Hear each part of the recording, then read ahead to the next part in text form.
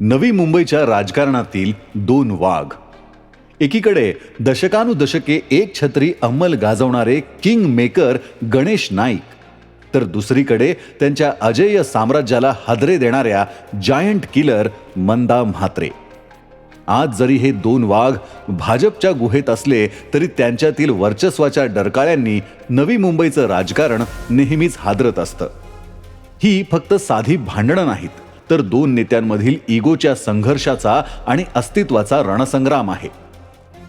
3 दशकांपूर्वी पडलेल्या या वादाची ठिणगी आजही शमलेली नाही.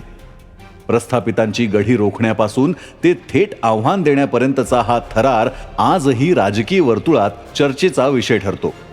एकाच पक्षात असूनही त्यांच्यातील कोल्ड वॉर संपलेलं नाही. त्यांच्या भूतकाळातील संघर्षाचे मूळ निवडणुकीतील टक्कर आणि राजकीय वर्चस्वात आहे, ज्यामुळे हे वारंवार चर्चेत राहिले आहेत. या टोकाच्या संघर्षाची सुरुवात नेमकी कशी आणि कुठून झाली, पाहूया आजच्या राजकारण या पॉडकास्टमध्ये. गणेश नाईक यांचा जन्म नवी मुंबईतील बोनकोडे गावातील एका शेतकरी कुटुंबात झाला. त्यांचा राजकारणातील प्रवेश प्रामुख्याने कामगार चळवळीतून झाला. वयाच्या 20व्या वर्षी नाईक यांनी आपल्या गावात आणि आगरी समाजात एक प्रखर युवा कार्यकर्ता म्हणून नाव कमावलं. ठाणे बेलापूर या औद्योगिक पट्ट्यातील कंपन्यांमध्ये कामगारांच्या प्रश्नांसाठी त्यांनी लढा दिला. यातूनच त्यांची मोठी संघटनात्मक ताकद निर्माण झाली. 1990 मध्ये नाईक यांनी शिवसेनेत प्रवेश केला आणि पहिल्यांदा बेलापूर विधानसभा मतदारसंघातून ते निवडून आले. बाळासाहेब ठाकरेंनी त्यांच्याकडे नवी मुंबईची जबाबदारी सोपवली होती. 1994-95च्या दरम्यान त्यांनी ठाणे जिल्ह्याच्या राजकारणात आपला दबदबा निर्माण केला. 1995च्या विधानसभा निवडणुकीत त्यांनी पुन्हा विक्रमी मताधिक्याने विजय मिळवला. 1,09,001 मतांच्या फरकाने विजय मिळवून देशात नवा विक्रम प्रस्थापित केला होता. 1995 मध्ये राज्यात भाजप शिवसेनेचे सरकार सत्तेत आले आणि युती सरकारमध्ये ते कामगार आणि उत्पादन शुल्क मंत्री झाले. नवी मुंबई महापालिकेवर त्यांची एकहाती सत्ता होती. नवी मुंबई म्हणजे गणेश नाईक असं समीकरणच त्यावेळी तयार झालेलं होतं. अशात नाईक यांनी नवी मुंबईवर आपलं एकहाती वर्चस्व राखण्यासाठी शिवशक्ती नावाची एक समांतर गैर राजकीय संघटना स्थापन केली होती. बाळासाहेबांना हे आवडलं नाही. एकाच पक्षात असताना स्वतःची स्वतंत्र ताकद निर्माण करणे हे बाळासाहेबांना शिस्तीचा भंग वाटले. बाळासाहेब ठाकरे यांनी ती संघटना बंद करण्याचे आदेश दिले. पण गणेश नाईक यांनी आदेशांकडे दुर्लक्ष करून स्वतःच्या पद्धतीने कारभार सुरू केला, तेव्हा दोघांमधील दरी रुंदावत गेली. याच कारणावरून 1998 मध्ये बाळासाहेब ठाकरेंनी गणेश नाईक यांना मंत्रिपदाचा राजीनामा देण्यास सांगितले. नाईक यांनी सुरुवातीला त्यास नकार दिला, पण अखेर त्यांना मंत्रिमंडळातून डच्चू देण्यात आला. या घटनेमुळे नाईक यांचा स्वाभिमान दुखावला गेला. गणेश नाईक यांनी 1999 मध्ये शिवसेना सोडून नव्याने स्थापन झालेल्या राष्ट्रवादी काँग्रेसमध्ये प्रवेश केला.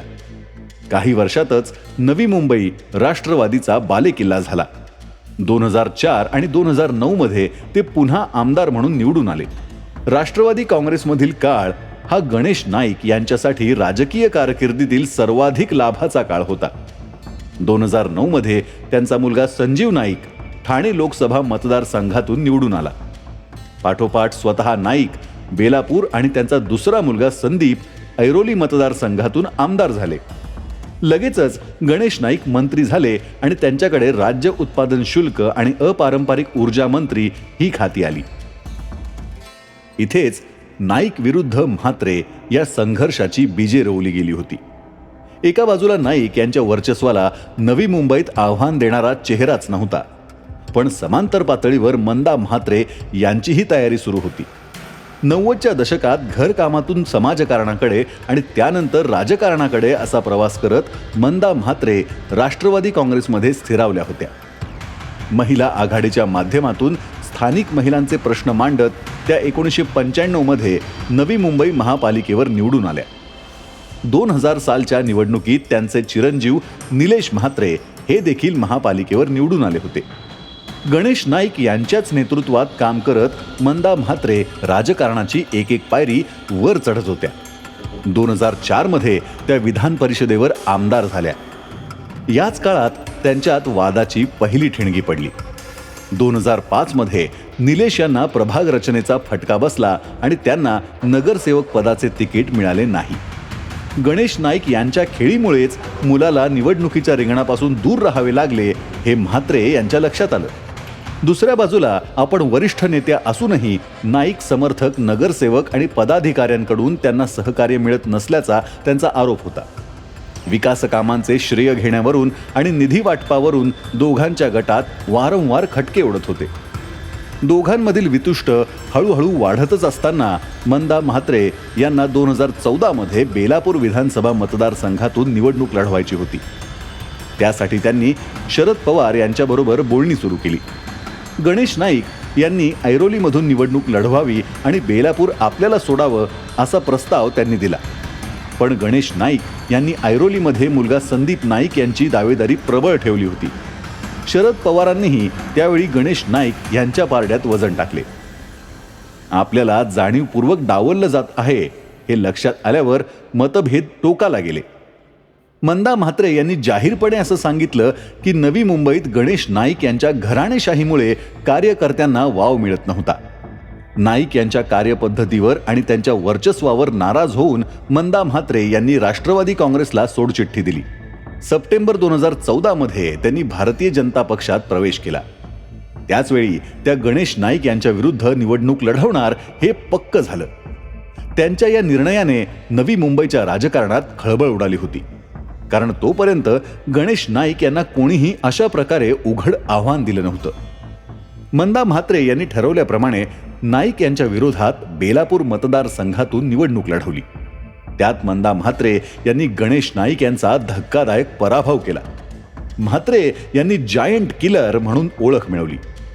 या पराभवामुळे नाईकांच्या एकहाती सत्तेला मोठा धक्का बसला होता.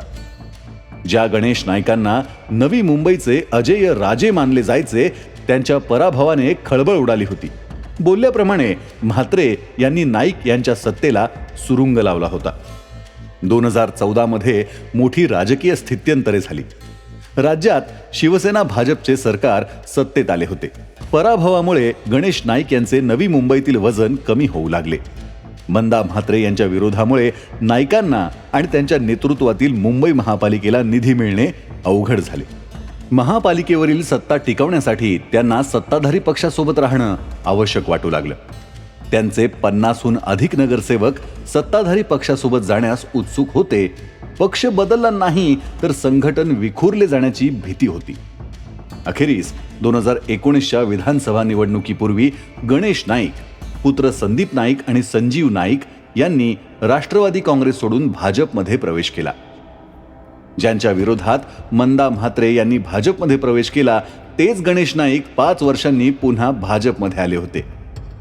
भाजपमध्ये गेल्यावर दोघांमधील संघर्ष अधिक उघड झाला.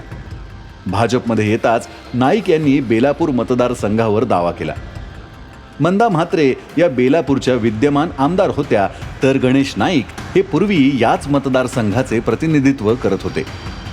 पण मंदा म्हात्रे यांनी याला कडाडून विरोध केला, कारण त्यांनी याच जागेवर नाईकांचा पराभव केला होता. अखेरीस नाईक यांना ऐरोली मतदारसंघातून तिकीट दिलं गेलं आणि मंदा म्हात्रे यांची बेलापूरमधील उमेदवारी कायम ठेवली गेली. दोघेही विजयी झाले. पण तेव्हापासून नवी मुंबईचा चेहरा कोण यावरून दोघांमध्ये पुन्हा चढाओढ सुरू झाली. शहरातील विकास कामं, नवी मुंबई महानगरपालिकेतील निधी आणि प्रकल्पांचं उद्घाटन यावरून दोघांमध्ये अनेकदा श्रेयवादाची लढाई पाहायला मिळाली. मंदा म्हात्रे यांनी अनेकदा नाव न घेता कोणाच्या बापाचं राज्य नाही अशा शब्दात गणेश नाईकांना सुनावले होते. नाईक यांच्यासोबत राष्ट्रवादीतून आलेली मोठी फळी आणि मंदा म्हात्रे यांचे कार्यकर्ते यांच्यात स्थानिक पातळीवर कधीच मेळ बसला नाही. 2024च्या विधानसभा निवडणुकीत नाईक यांनी संदीप नाईकांसाठी पुन्हा बेलापूरमधून चाचपणी केली. पण भाजपने पुन्हा एकदा मंदा म्हात्रे यांनाच बेलापूरमधून उमेदवारी दिली. यामुळे गणेश नाईक गटात प्रचंड नाराजी पसरली. अखेर संदीप नाईक यांनी भाजप सोडून पुन्हा शरद पवारांच्या पक्षात प्रवेश केला. पुन्हा नाईक आणि म्हात्रे एकमेकांसमोर उभे ठाकले. या निवडणुकीत गणेश नाईक ऐरोलीतून भाजपचे उमेदवार असूनही त्यांचे पुत्र मंदा म्हात्रे यांच्या विरोधात लढत होते. सर्व नाईक समर्थक नगरसेवक संदीप नाईक यांच्या प्रचारात होते. अत्यंत कडवी लढत झाली, पण मंदा म्हात्रे यांचा 377 मतांनी निसटता का होईना पण विजय झाला. म्हात्रे यांनी पुन्हा एकदा आपलं वर्चस्व सिद्ध केलं. 2004च्या विधानसभा निवडणुकीनंतर नवी मुंबईच्या राजकारणातील सगळे संदर्भ बदलले आहेत. संदीप नाईक यांचा पराभव करून मंदा म्हात्रे यांनी सलग तिसऱ्यांदा विजय मिळवून सिद्ध केलं की नवी मुंबईत आता केवळ नाईक फॅक्टर चालत नाही. गणेश नाईक यांनी 6 वेळा आमदार होऊनही बेलापूरमध्ये विजयाची हॅट्रिक साधली नव्हती. ती किमया मंदा म्हात्रे यांनी करून दाखवली. यामुळे भाजपमध्ये आणि नवी मुंबईत मंदा म्हात्रे यांचे राजकीय स्थान गणेश नाईक यांच्या तोडीस तोड झाले आहे.